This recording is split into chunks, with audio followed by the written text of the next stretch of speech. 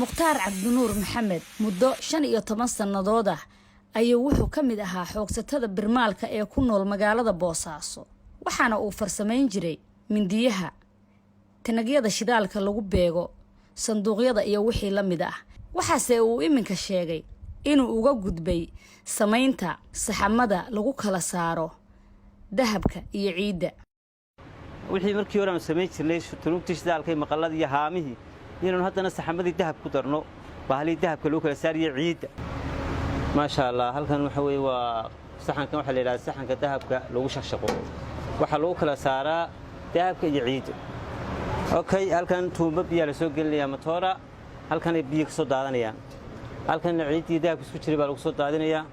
ka bacdina wixii saayid oo dhagaxana halkan ka daadanayaan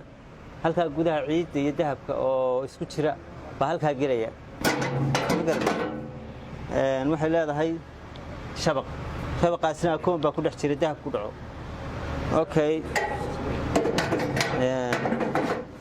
xaggana u soo gudbayaan biyihii muddo 2 cisho ah ayuu ku diyaariyaa qalabkan waxaana goobtiisa shaqo ugu yimaada gaadiid nooca yaryar ah oo geeya buuraha dahabka laga qoto ee cirifka ku haya galgala waqtigaas noo imaada ayaan dhahnaa muddo balana muddadiina maalin ka bacdiyada muddadiiba la gaari baan u dhameynaa isagoo diyaar u qofku shayga qaata ma sha Allah isagoo diyaara ku qanacsan uu ku shaqo taga waana tee mar walba farsamo daruuriya oo waxaan soconayno baahidii dadka ay ku xiran tahay Soomaaliya waxa waqtiyadan dambe ku soo badanaya hal abuuro cusub oo ay farsamo yaqaanadan da'da yari ay hadba u guuraan wixii dalabkoodu socdo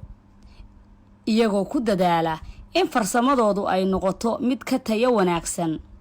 midda dibadda laga keeno waxana muuqata in bulshadu ay ku kalsoonaatay wax soo saarka dhalintan Faadime Yaasiin Jaamac qubanaha VOA Boosaaso